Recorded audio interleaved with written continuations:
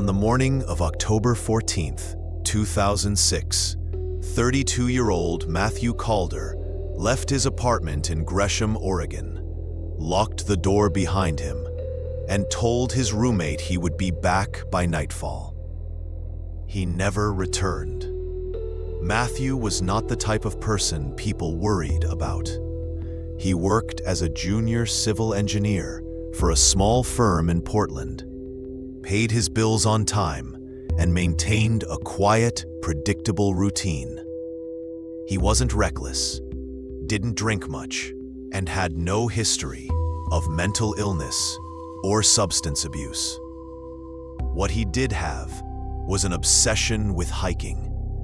Nearly every weekend, Matthew drove east along US Route 26 toward Mount Hood National Forest, hiking familiar trails he'd walked dozens of times before. He favored the quieter paths, less foot traffic, fewer tourists, more solitude. That Saturday morning, Matthew packed light, a small backpack, 2 bottles of water, protein bars, a compact first aid kit, and his GPS-enabled phone. According to his roommate, Evan Morris, Matthew planned to hike a portion of the Timberline Trail, starting near Trillium Lake and looping back before sunset. The weather forecast was mild, cool, but clear. There was no reason to think anything would go wrong. Matthew's vehicle, a silver 2002 Subaru Outback, was found 2 days later, parked neatly in the Trillium Lake day use lot. It wasn't damaged. The doors were locked. Nothing appeared stolen. Inside the car, investigators found Matthew's wallet, his house keys, and his phone charger. What they didn't find was Matthew himself. The Clackamas County Sheriff's Office was notified on Monday morning after Evan reported his roommate missing. At first, authorities assumed a simple scenario: an injured hiker who had wandered off trail and was waiting to be found. Search and rescue teams mobilized quickly. Dogs picked up Matthew's scent near the trailhead and followed it for just under a mile along a clearly marked section of the Timberline Trail. Then, without warning, the trail ended. Not faded, not scattered, ended. Handlers later described the dog's behavior as confused. They circled the same small clearing repeatedly, whining and pulling against their leashes, as if Matthew's scent had simply stopped existing. There were no signs of a fall, no broken branches, no disturbed earth, just trees, moss, silence. Over the next 5 days, more than 120 volunteers, aided by helicopters and thermal imaging, combed a 6-square-mile radius around the area. Crews searched ravines, streams, and steep slopes where an injured hiker might have fallen. Nothing. No footprints beyond the clearing. No clothing. No equipment. No body. One searcher later said something that unsettled even the veteran officers. It felt like we were looking for someone who had never been there. As the search dragged on, detectives began examining Matthew's personal life. They found nothing alarming until they accessed his laptop. In the weeks leading up to his disappearance, Matthew had been researching Mount Hood disappearances. Not accidents, not survival tips. Disappearances. His browser history included archived news articles, Park Service reports, and obscure forum discussions referencing hikers who vanished without explanation. Several threads discussed locations where GPS devices allegedly malfunctioned or failed entirely. One bookmarked page was titled simply, "The Quiet Places." Evan told police that Matthew had become increasingly withdrawn in the month before he vanished. He slept poorly, often waking before dawn, and sometimes complained of hearing movement outside his bedroom window at night. At the time, Evan brushed it off as stress. Now, it felt different. 3 weeks after Matthew disappeared, park rangers received a strange call from a couple visiting Timothy Lake, roughly 8 miles south of Trillium. They reported hearing someone calling for help. The voice, they said, sounded close. But no matter how they followed it, the distance never seemed to change. The man described it as flat, almost mechanical, repeating the same phrase over and over. "Hey, can you hear me?" Rangers searched the area immediately. They found no one. In early November, a backpack was discovered hanging from a tree near Salmon River Trail. It belonged to Matthew. The contents were untouched. Food unopened. First aid kit unused. The backpack showed no signs of damage, no tears, no blood. What disturbed investigators most was how it was hanging. It wasn't snagged, it was tied. The knot used was unfamiliar to the rangers, tight, complex, and not commonly used in hiking or climbing. No one on the search team could identify it. Matthew's phone was recovered weeks later, partially buried beneath pine needles, less than a mile from where the dogs lost his scent. The battery was dead, but the data was intact. The last GPS reading placed Matthew off trail, deep in a section of forest known locally as Zigzag Canyon, an area with no established paths and extremely dense undergrowth. The final audio file, recorded on the phone, was time-stamped 2:17 p.m. It lasted 11 seconds. Investigators initially believed it captured wind noise. When enhanced, it revealed something else. Matthew's voice, quiet, unsteady, saying just one sentence: "I think it found me first." The official theory suggested Matthew became disoriented, wandered off trail, and succumbed to exposure. But many searchers disagreed. They pointed out that experienced hikers don't abandon supplies. They don't walk miles into untracked forest without leaving signs, and they don't vanish from a clearing without explanation. One retired ranger, Thomas Llewellyn, offered a different perspective. "Some places up there," he said, "they don't feel empty.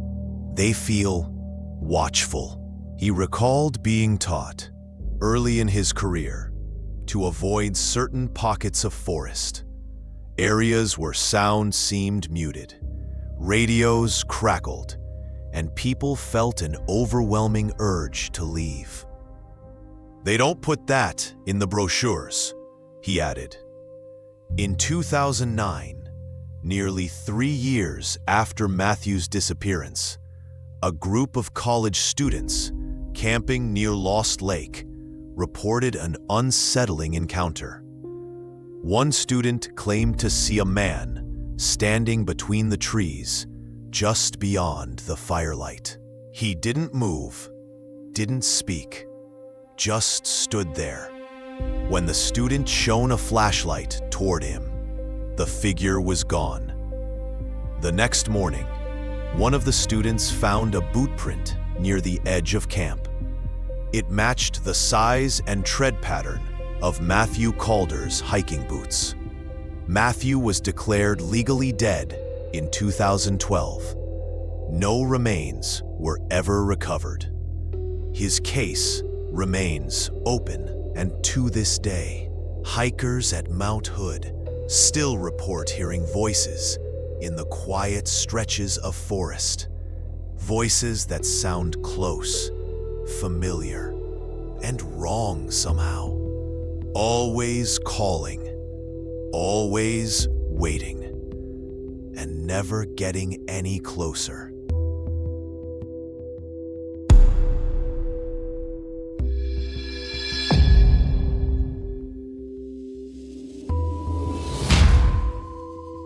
On February 3rd, 2011, 27-year-old Daniel Rowe sent a single text message to his sister from deep inside Olympic National Park, Washington.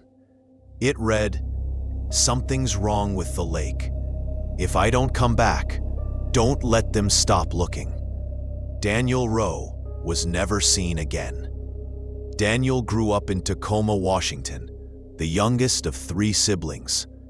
He was described as thoughtful, intelligent, and intensely private. After graduating from Western Washington University with a degree in environmental science, he worked seasonal jobs that kept him outdoors: trail maintenance, wildlife surveys, and water sampling. In the winter of 2011, Daniel was between contracts and living alone in a small rental near Port Angeles. That was when he began volunteering with an independent ecological group, monitoring freshwater conditions around Lake Crescent. Lake Crescent is not an ordinary body of water.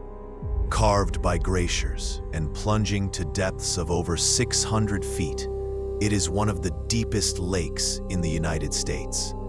Its waters are famously clear, cold, and unnaturally blue. Locals have long noted how quickly the shoreline drops away. One step too far, and you're suddenly swimming above nothing. Daniel was fascinated by the lake. According to his emails, he believed something was off about its temperature layers. Sensors placed near the shoreline were returning inconsistent readings. Cold where it shouldn't be, warm where it made no sense. On February 2nd, Daniel told his sister Marissa that he planned to spend 2 days camping near the lake's western edge, close to Devil's Punch Bowl. "It's quiet there," he said. "No tourists this time of year." Park records confirm Daniel checked in at the Storm King Ranger Station that afternoon. Rangers noted nothing unusual. He listed his expected return date as February 4th and left contact information. That was the last official record of him alive. Daniel's campsite was discovered 3 days later by a park employee conducting routine shoreline inspections. The tent was standing. The fire pit was cold. His sleeping bag lay unzipped inside the tent, neatly arranged as if he'd planned to return. Daniel's boots were missing. So was Daniel. Search and rescue teams were dispatched immediately. The assumption was simple: an accidental drowning. Lake Crescent had claimed lives before, but divers found nothing. The water was clear enough to see nearly 100 feet down, yet the lake bottom near the campsite dropped away too sharply for traditional searches. Sonar scans returned inconsistent results, shapes that appeared briefly, then vanished on subsequent passes. Equipment malfunction, officials said, yet multiple operators reported the same thing. Echoes, one technician later admitted. like something big moving where nothing should be. Daniel's phone was recovered near the shoreline, partially submerged beneath a thin layer of water. It still worked. The last GPS location placed him standing in the lake, approximately 30 feet from shore, an impossible position given the depth. His final outgoing message was the one sent to Marissa. But there were others. 3 unsent drafts never transmitted. The first read, "It keeps repeating my footsteps." The second, "The water isn't reflecting me right." The third was never completed. As investigators dug deeper, they uncovered troubling details about Daniel's behavior leading up to the trip. He'd stopped sleeping. Neighbors reported hearing him pacing at night, sometimes speaking out loud as if responding to someone who wasn't there. His search history included phrases like Lake Crescent sounds at night, water mirroring phenomenon, auditory hallucinations near deep lakes. One forum post, dated just days before his disappearance, stood out. Daniel had written, "Has anyone else experienced the lake responding? Not echoes, responses." No one replied. On February 9th, nearly a week after Daniel vanished, a ranger stationed near Barnes Point reported hearing someone calling his name from the lake. It was late evening. The voice came from far out over the water, calm and measured. "Dan, come back." The ranger later said the voice didn't sound distressed. It sounded familiar. In March, a fisherman reported seeing a man standing waist-deep in Lake Crescent at dawn. The man didn't move, despite the freezing temperature. When the fisherman called out, the figure slowly lowered itself beneath the surface. No splash, no ripples, just gone. Daniel Rowe was officially declared dead in 2014. No cause of death was listed. No remains were recovered. The ecological group quietly shut down its monitoring project later that year. Internal emails cited environmental interference and safety concerns. To this day, park rangers avoid certain sections of Lake Crescent after dark. Visitors still report hearing footsteps along the shoreline, steps that stop when they stop and start again when they move. And every now and then, cell towers near the lake register a brief, impossible signal. No caller ID, no voice, just water.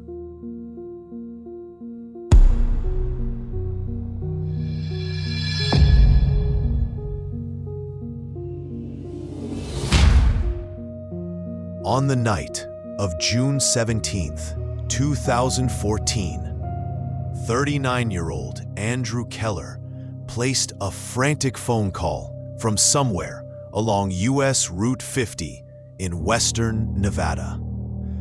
The call lasted just under 30 seconds.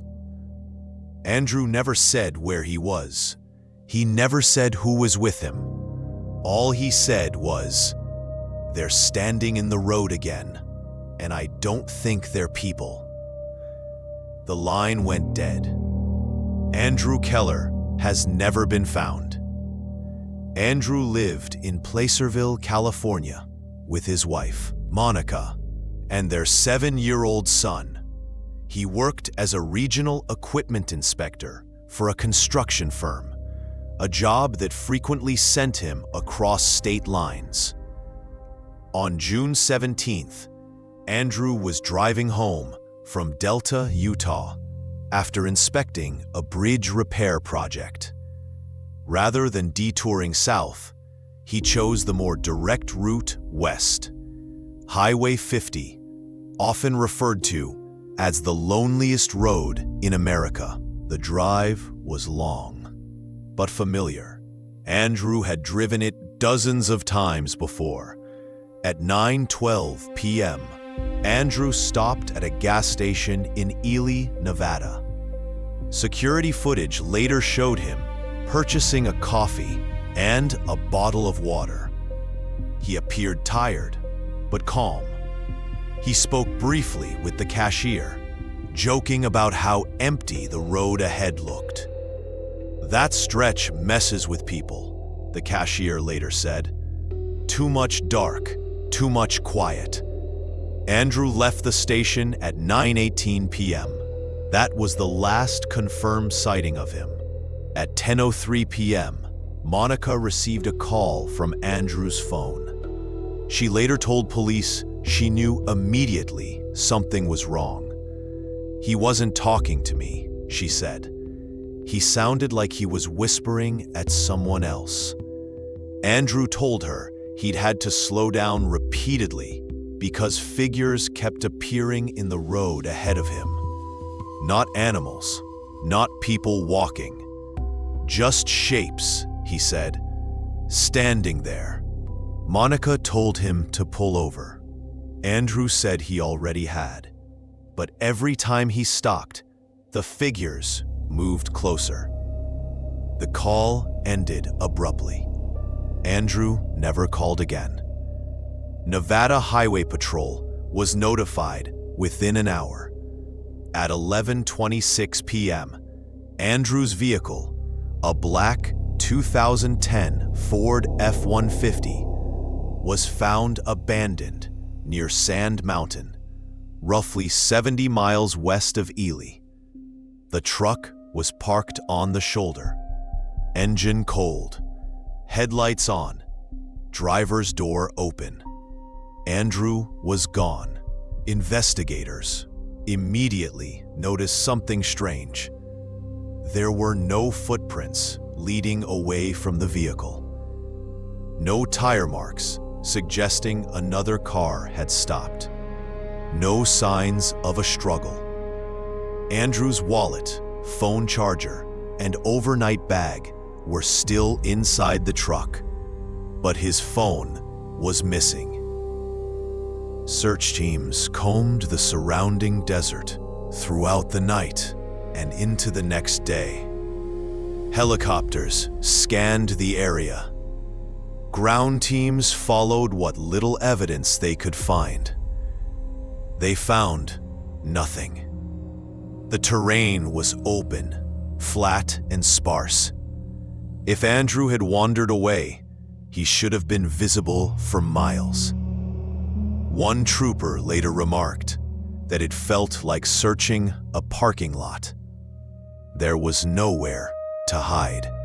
The case might have ended there, written off as disorientation or exposure, if not for the phone. 3 days after Andrew disappeared, his phone reconnected to a tower near Austin, Nevada, over 40 miles from where his truck was found. The phone placed no calls, sent no texts. It simply connected, then disconnected again. Detectives subpoenaed Andrew's phone records and discovered something unsettling. Between 9:40 p.m. and 10:02 p.m., Andrew had placed 4 calls that never connected. All 4 were dialed to the same number, a number that didn't exist, not disconnected, not out of service, unassigned. Monica later revealed something she hadn't initially told police. In the weeks before his disappearance, Andrew had complained about the drive through Nevada. Not the distance, the feeling.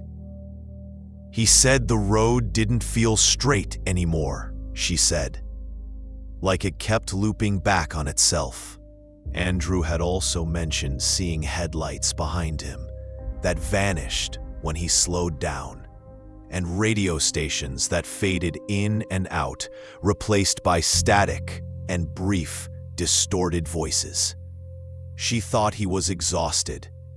She thought wrong. 2 months after Andrew vanished, a truck driver named Luis Mendoza contacted authorities with a disturbing account.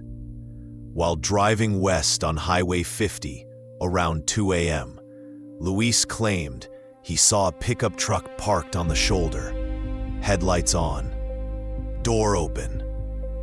Standing beside it were 3 figures. They didn't move, didn't wave, didn't react as he passed. Luis said they didn't look solid. They were thin, he explained, like shadows stretched too far. He later recognized the truck from news reports. The search intensified again in late 2014, after hikers near Little Fish Lake Valley reported finding a cell phone partially buried in gravel. It was Andrew's. The phone was intact. The battery was dead. But the final audio file, automatically recorded when Andrew lost signal, was still stored. The recording lasted 18 seconds. For the first few seconds, there was only wind. Then Andrew's voice. Quiet, unsteady. They keep stepping closer when I blink. A pause. Then something else. Footsteps. Not crunching gravel. Not wind. Measured. In sync. Then Andrew whispered one last sentence. They don't like the headlights. Andrew Keller was declared legally dead in 2018. No remains were ever recovered. His case remains open. To this day, Nevada state troopers receive occasional reports along Highway 50. Drivers slowing down for figures in the road. Cars pulling over to avoid pedestrians that vanish when headlights dim. Phones briefly losing signal, then reconnecting miles from where they should. And sometimes, late at night, dispatch logs record a call that lasts less than a minute. No voice, no response, just breathing, and the sound of footsteps, keeping pace.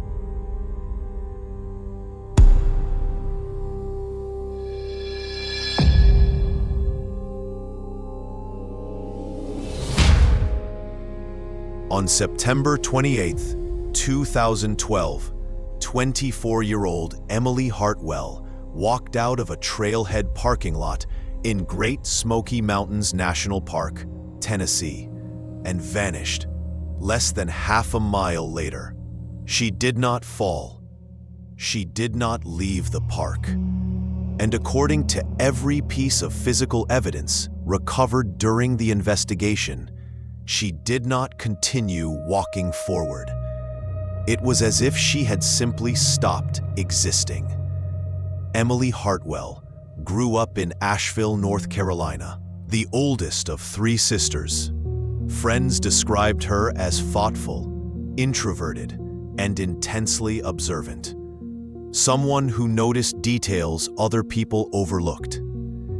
After graduating from Appalachian State University with a degree in anthropology, Emily took a year off before graduate school to work seasonal jobs and travel.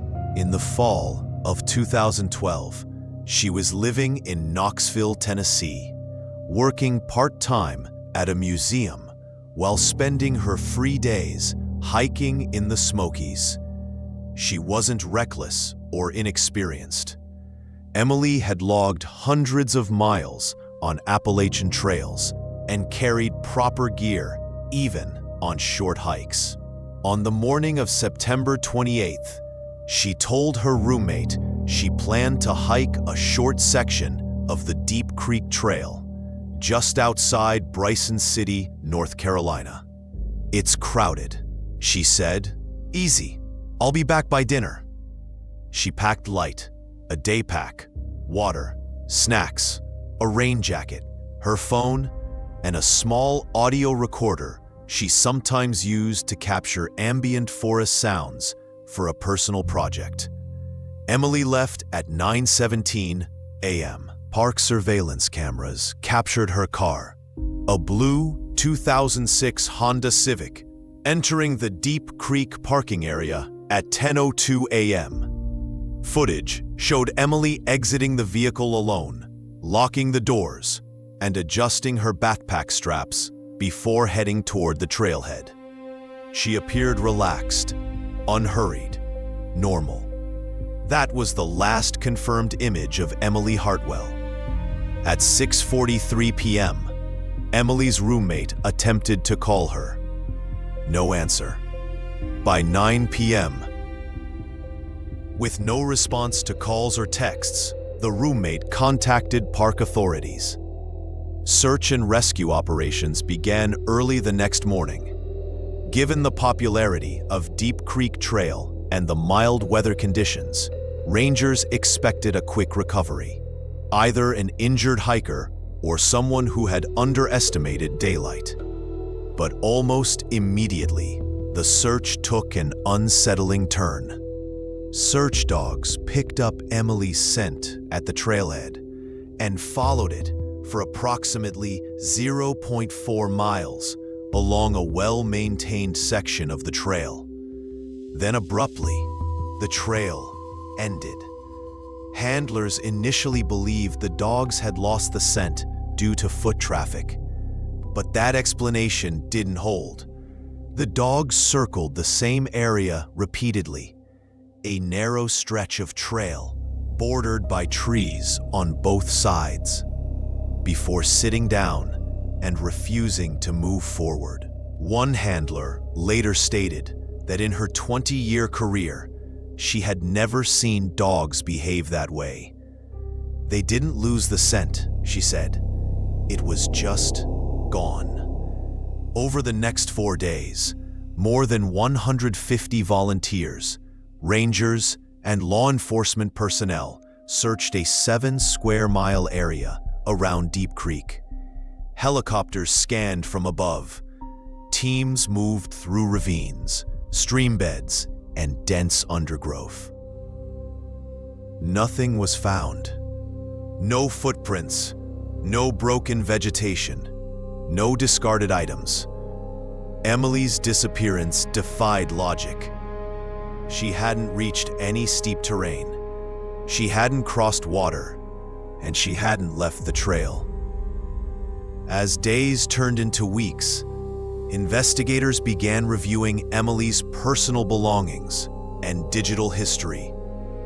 Her laptop revealed something troubling. In the months before her disappearance, Emily had been researching Appalachian folklore, specifically oral histories related to missing time and silent zones in the Smokies.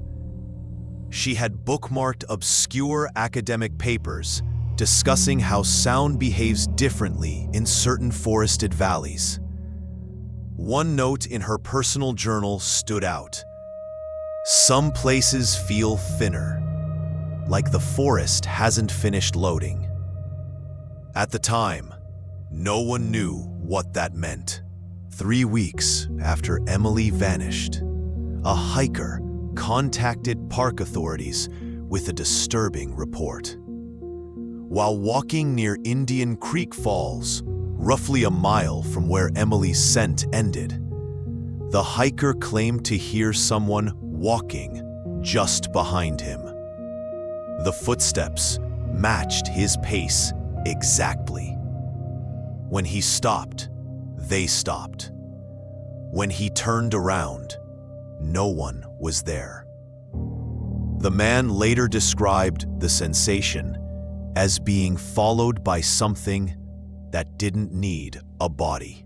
Rangers dismissed the report as stress. They wouldn't do so again. In mid-October, Emily's audio recorder was discovered beneath a layer of fallen leaves, roughly 300 yards off trail. There were no signs of how it got there. The device was undamaged.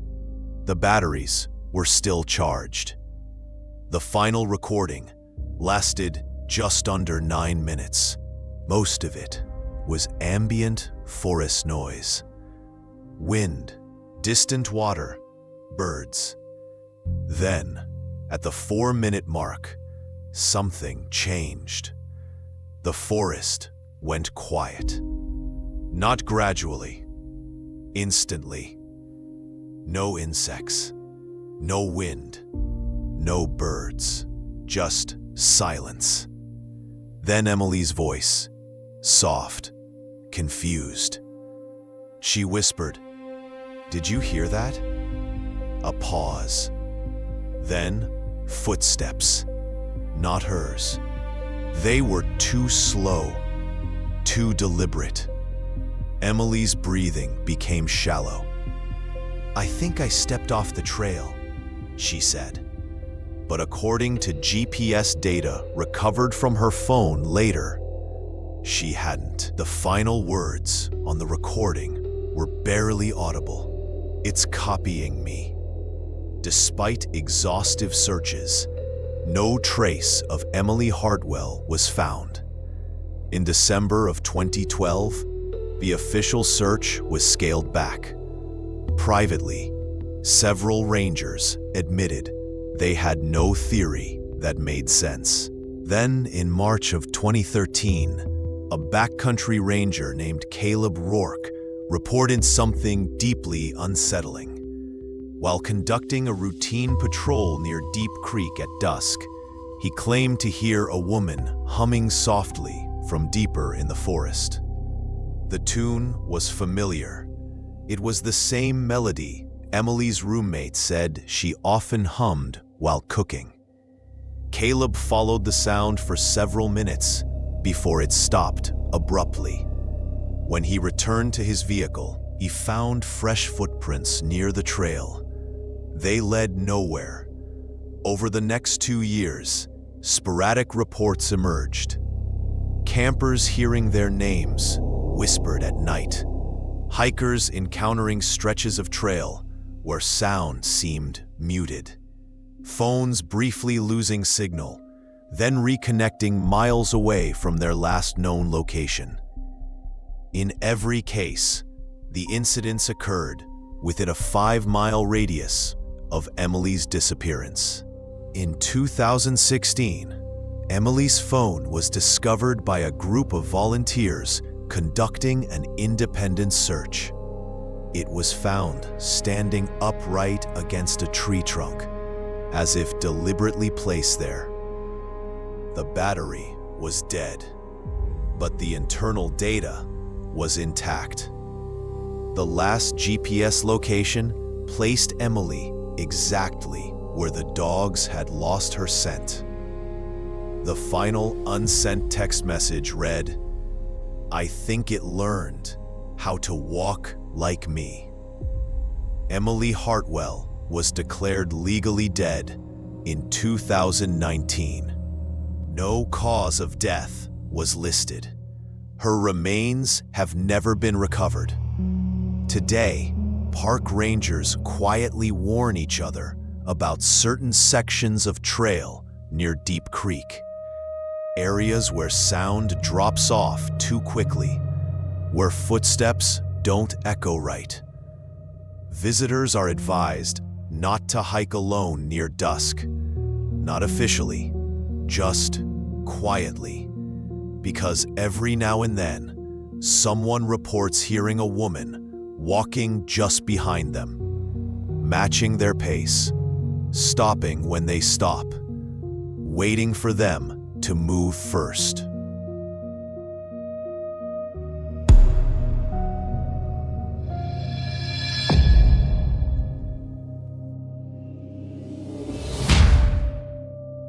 On November 11th, 2016, 34-year-old Jacob Ellison vanished in the high desert of northern Arizona, just outside the restricted boundaries of Black Mesa. He did not leave behind blood. He did not leave behind tracks. What he left behind was a recording, one that was never meant to be heard. Jacob Ellison was born and raised in Flagstaff, Arizona, the son of a radio technician and a middle school science teacher. He grew up surrounded by antennas, signal scanners, and shortwave radios. By his teenage years, Jacob could build receivers from spare parts and tune into frequencies most people never knew existed. After earning a degree in electrical engineering from Northern Arizona University, Jacob found work maintaining broadcast equipment for small rural stations across the Southwest. His job often took him far from cities, into wide open stretches of desert where cell service faded and radio waves behaved strangely. According to friends, Jacob loved those places. The quieter it got, one colleague said, the more alive he seemed. In the fall of 2016, Jacob became fixated on a phenomenon reported by amateur radio operators near Black Mesa, a vast plateau straddling northern Arizona and northeastern New Mexico. Operators complained of brief, repeating signals that appeared without warning, overriding local frequencies before vanishing again. The signals weren't static. They weren't voices. They were patterns. Jacob believed the interference wasn't atmospheric. In a private email, he wrote, "It's like something is trying to synchronize." On November 10th, Jacob told his girlfriend, Lena Morales, that he planned to spend the weekend testing equipment near a remote stretch of desert road south of Kayenta. "I just want clean silence," he said. "If I find it, I'll come home." Jacob checked into a roadside motel in Kayenta at 6:48 p.m. that evening. Security footage showed him unloading equipment cases from his truck, antenna arrays, batteries, recording gear, and a portable transmitter. The motel clerk later said Jacob asked an unusual question. "Do people ever complain about hearing things out here at night?" The clerk laughed it off. Jacob did not. At 9:02 a.m. the next morning, Jacob drove east along US Route 160, then turned onto an unmarked dirt road leading toward a section of desert known locally as Gray Horse Flats. Satellite imagery later confirmed his truck stopped approximately 12 miles from the nearest paved road. That location would become the center of the investigation. Jacob's truck was found 3 days later. The engine was off. The doors were unlocked. The equipment cases were arranged neatly beside the vehicle, as if he'd been in the middle of setting up camp. Jacob was nowhere to be seen. Navajo Nation police were the first to respond, followed by Coconino County Sheriff's Office and search and rescue volunteers. Initial theories suggested exposure or disorientation. Those theories collapsed quickly. There were no footprints, no drag marks, no evidence Jacob had walked away. The desert floor, soft with fine dust, should have preserved his tracks perfectly. It preserved nothing. Inside the truck, investigators found Jacob's wallet, phone, and GPS unit. The GPS showed erratic movement over a span of 90 minutes, despite the truck remaining stationary. Coordinates jumped back and forth across a half-mile radius, then stopped. Jacob's phone contained dozens of audio files recorded that morning. Most were labeled normally: Test A, Test B, baseline noise. One file stood out. It was labeled simply 1114. The recording lasted 21 minutes. For the first 6 minutes, it captured only wind and distant static. At 6:47, something changed. A low, rhythmic pulse emerged, too regular to be environmental. Jacob whispered into the recorder, "There it is again." The pulse grew louder. Then it changed. Not in volume, in structure. It began to mirror itself, repeating segments at slightly altered intervals.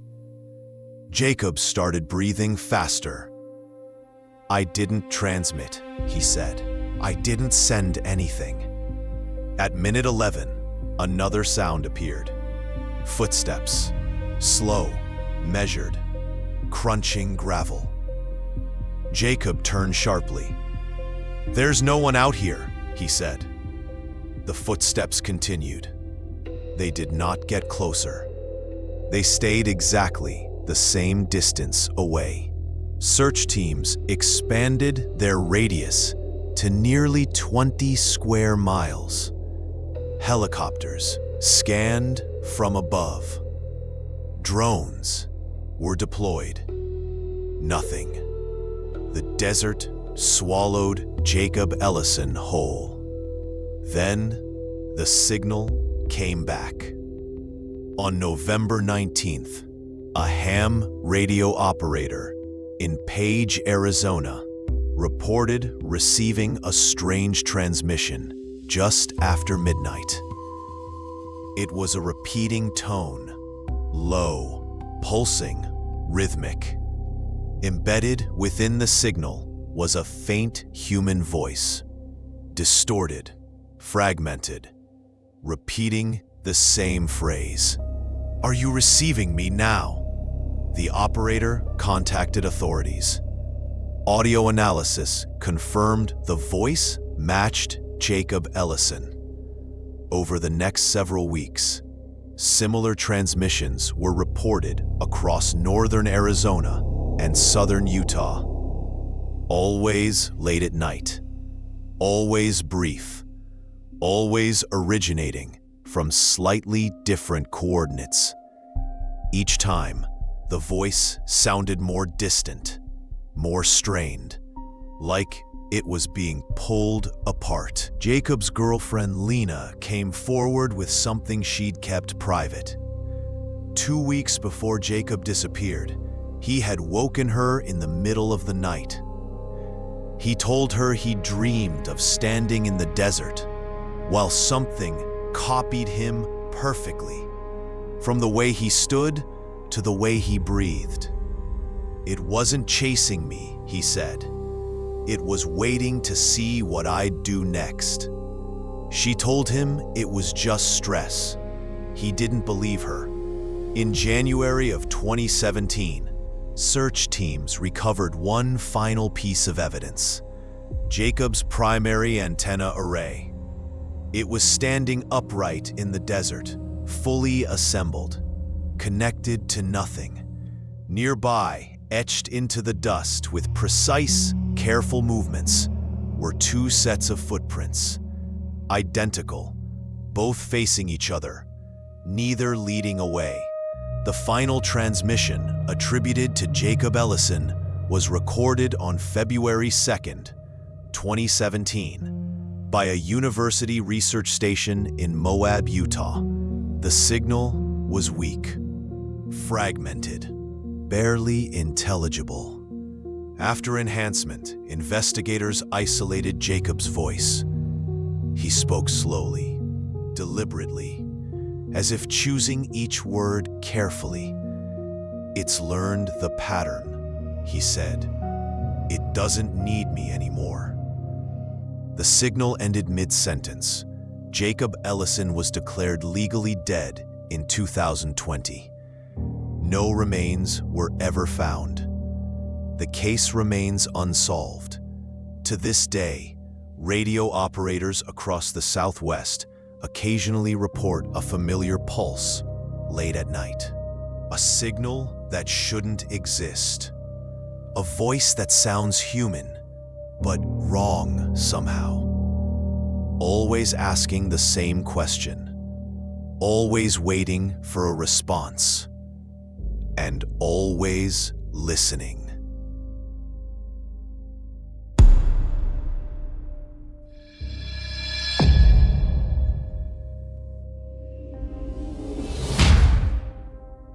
On August 6th, 2015, 41-year-old Thomas Avery paddled his canoe into the Boundary Waters Canoe Area wilderness of northern Minnesota and vanished less than 24 hours later.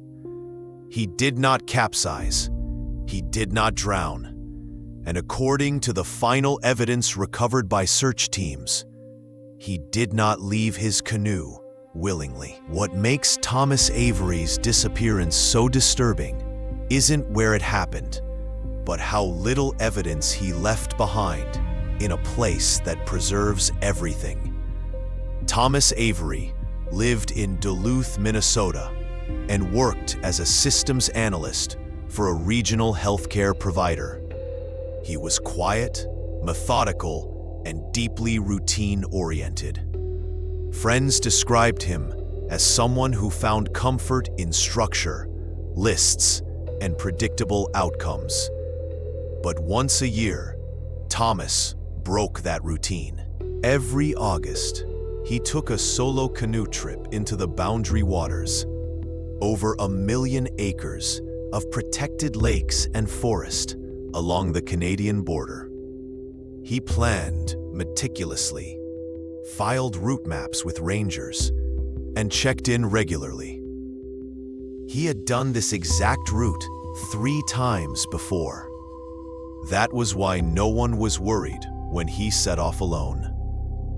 On the morning of August 6th, Thomas checked in at the Kawashiwi Lake entry point near Ely, Minnesota. He signed the permit log, noted his planned loop through Lake Polly, Hazel Lake, and Phoebe Lake, and estimated a 4-day trip. Rangers recalled nothing unusual. Thomas was calm, alert, and well-equipped. His canoe was inspected. His gear was appropriate. There was no reason to believe this trip would be any different from the others. The last confirmed sighting of Thomas Avery came at 4:18 p.m. when a pair of campers on Hazel Lake reported seeing a lone canoeist paddling toward the northern shoreline. They remembered him because he wasn't moving steadily. He'd paddle a few strokes, one camper later said, then stop, like he was listening. At the time, they thought nothing of it. By the next morning, Thomas Avery was gone. When Thomas failed to return on August 10th, his sister contacted the U.S. Forest Service. Given his experience and detailed itinerary, rangers initially assumed a delay. But when no additional permit check-ins appeared, a search was launched. The first thing they found was Thomas's canoe. It was floating near the center of Phoebe Lake, upright and undamaged. Inside were his paddle, dry bags, food supplies, and life jacket.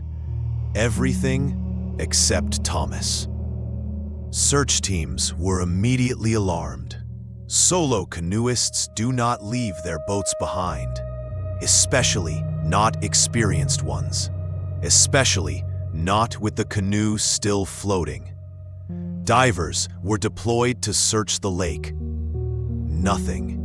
The water was cold and clear, with excellent visibility. If Thomas had drowned, his body should have been located quickly. It wasn't. Search dogs were flown in by float plane and deployed along the shoreline. They picked up Thomas's scent near a small rocky outcrop on the eastern edge of Phoebe Lake. The scent trail led to the water's edge and stopped. Not dispersed, not weakened. Stopped. Handlers later described it as abrupt, like someone had been lifted straight up off the ground. Over the next 6 days, more than 200 volunteers, forest rangers, and law enforcement personnel searched lakes, portage trails, and dense forest. They found no footprints, no torn vegetation, no campfire remains, no sign Thomas had even made it to shore. Yet something else began to emerge, something no one wanted to say out loud. Other campers began reporting strange experiences. A family staying on Night Lake claimed they heard paddling sounds late at night, but saw no canoe. Another group reported hearing someone calling their name from across the water, only to realize the voice was repeating the same phrase over and over, with no variation. And a solo hiker near a portage trail reported seeing a man standing knee-deep in the lake at dawn, motionless. When the hiker blinked, the man was gone. As investigators reviewed Thomas's personal effects back home, they uncovered something unsettling. In the months before his trip, Thomas had begun recording audio journals, dozens of short clips saved on his personal computer. At first, they were ordinary reflections, work stress, daily routines, planning notes. Then the tone shifted. One entry dated July 21st stood out. "I think the quiet up there isn't empty. I think it's layered." Another recorded a week later.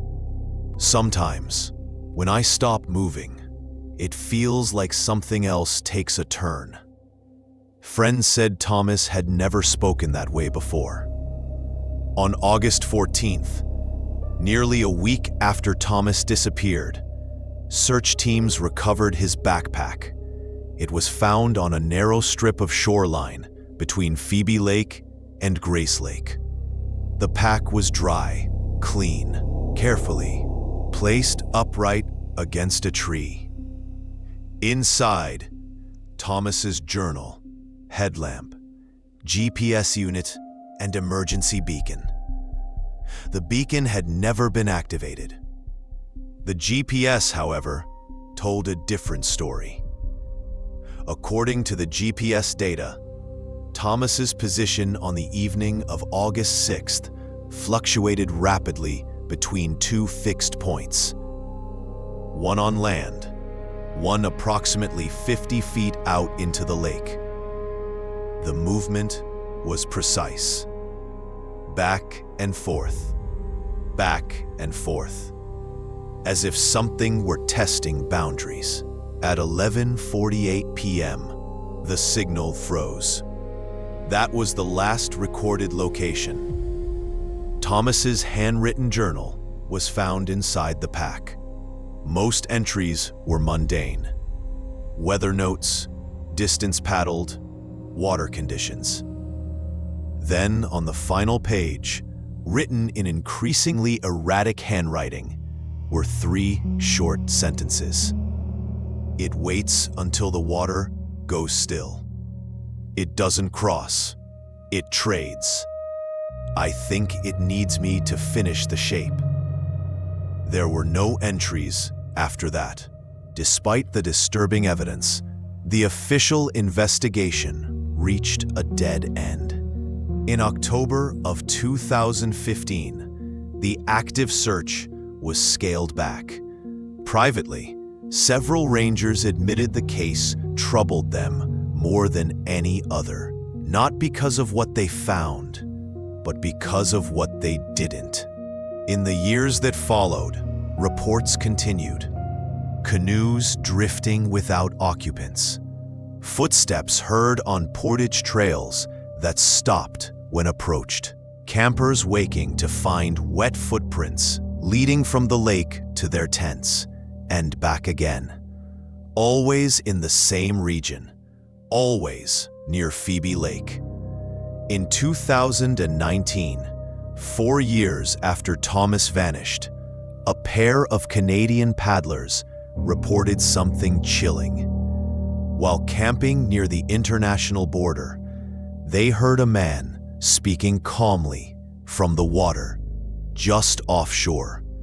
He was describing the weather, the time, the condition of the lake, as if reading from a log. When one of the paddlers shone a flashlight toward the sound, the voice stopped mid-sentence.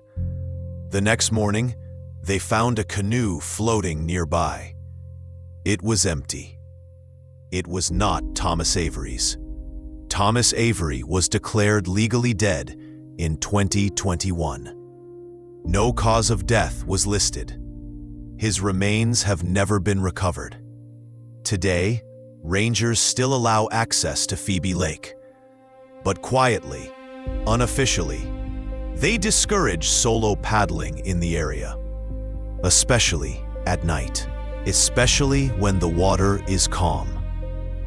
Because sometimes, when the lake goes completely still, paddlers report the feeling that something else is waiting for a turn, and that it's learning how to paddle.